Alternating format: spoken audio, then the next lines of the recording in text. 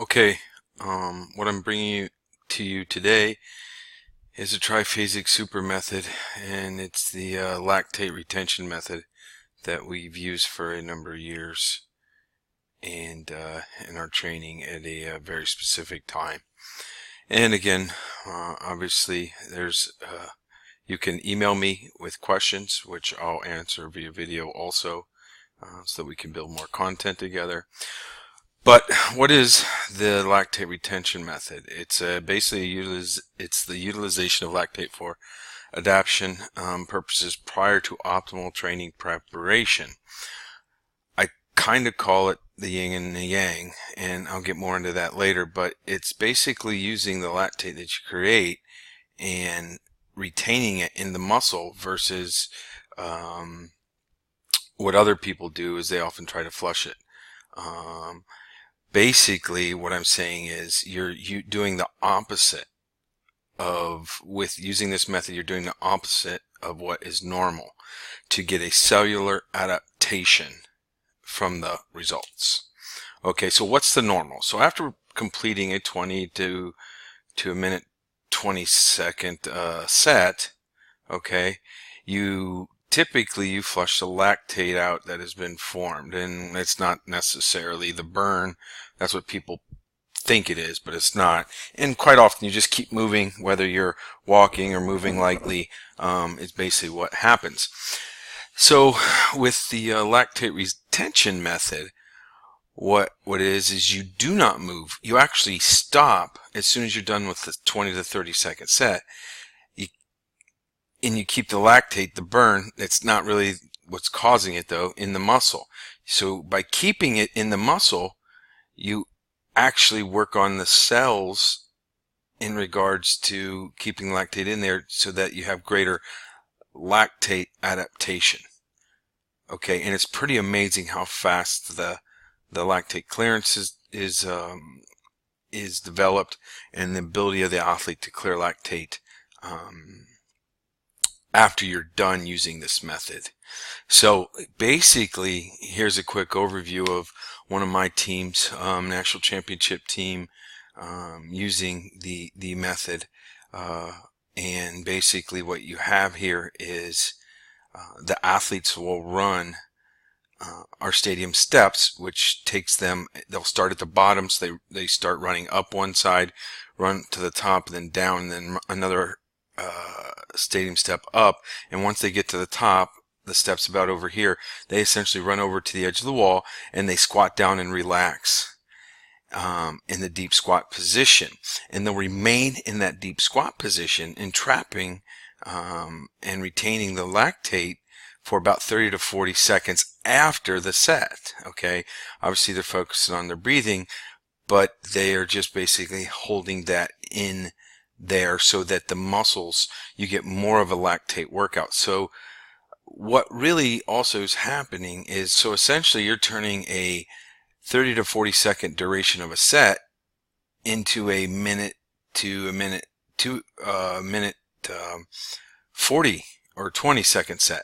So by adding another 30 to 40 seconds of squatting at the end, just holding still, you're increasing the duration of lactates in the muscle without doing work. So you're kind of getting more lactate adaptation by doing less work. So what methods can you use on this? You can basically use anything that'll form lactate. So from running, sprinting, it's not just jogging, max effort biking, stadium stair runs, squat jumps in place. You can even use a leg press. Okay, so, but you need to do it from 20 to 40 seconds. One thing that I've done, I forgot about for a long time there, was I'd previously done, if you need if you don't have stadium steps, you could do Bulgarian lactate jumping method. It's just basically 3 sets of 33, rest between. You basically go to your heart rate gets 110 during this Bulgarian workout. It's just a quick little thing. But here I'll often go between 1.5 minutes to 2 minutes. So you can ultimately rest as long as you want. If you're a coach that has an ideal scenario or basically knows exactly the rest duration, you can make that any time. after the second they get up from this particular squat, then I start my time, and usually it's about 2 minutes to 2.5 minutes at that time of the year when we're doing this method. Okay, so basically what you can see here is this is the athlete performing the set of the 30 to 40-second stadium runs in this case with my females there, and then this is how much the heart rate decreases when they're squatting, and then when they stand up we saw this huge spike. Now everyone knows that you'll see actually if they're lying down is what you'll do, and then they stand up you'll see a spike, and it's never this much. But remember, they're actually squatting under tension still, so you'll see a little bit of a spike, but this big spike here tells me that this is what's taking place. This lactate retention method is that the lactate's staying in the muscle here, and then when they stand up and start to walk, you get a huge flush of the byproducts into the bloodstream, and then the heartbeat goes up. And this is basically what you see every time on this particular graph. Okay, so the idea is that and basically we did 4 of these post-workout of the GPP phase of triphasic GPP, which we'll get more into later. Now, where did I come up with it? I did not invent it. Hank Karainoff, Hank is a friend of mine, a track coach, and basically he led me onto this. And then what we have here also is what you're getting here is adaptation over performance, and I'll explain that a little bit later. What phase do we do it in? We basically do it in the Block 2 GPP triphasic model. If you click on here, you should be able to find out what that is if you do not know. The base training, this is done during base training. It usually lasts 2 to 3 weeks to get the maximal adaptations.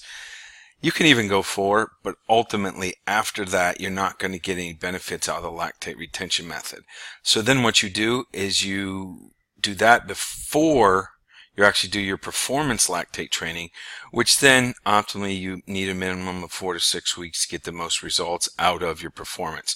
So here we're looking at 3 weeks of this lactate retention method, and then we'd essentially go 4 to 6 weeks of your performance. So really you're putting about 9 weeks together, and you could go as short as 6 to get the full benefits of this. Now, what I call this is essentially the yin-yang performance adaptation sequencing.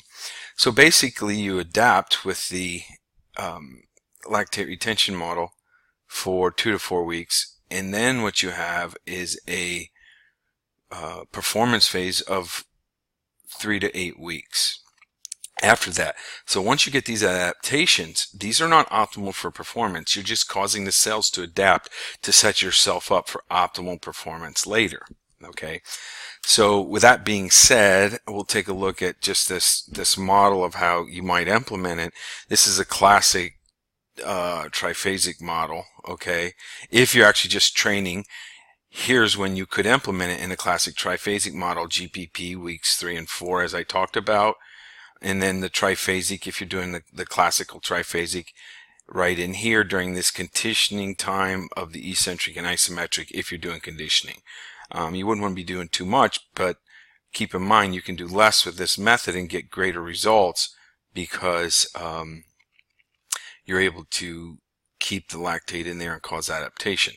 Now the compressed model, you basically have it basically right here on the eccentric phase if you want to take a look at that. This is again hyperlinked in the performance in the PowerPoint. And then the yin and yang adaptation, basically 1 to 4 weeks of doing this is the most you want to push it, and then you would minimum you would want to go 5 to 8 weeks out of a competition if you're involved in lactate. Let's say it's some form of rowing or CrossFit games or whatever it may be. You can then do it. You would not want to do the lactate retention method. You only want to do it here. You want to do your high quality sets during this time frame. So with that being said, ultimately if you have any more questions, you can obviously email me at my Gmail, and hopefully I'll get back to you within a decent amount of time.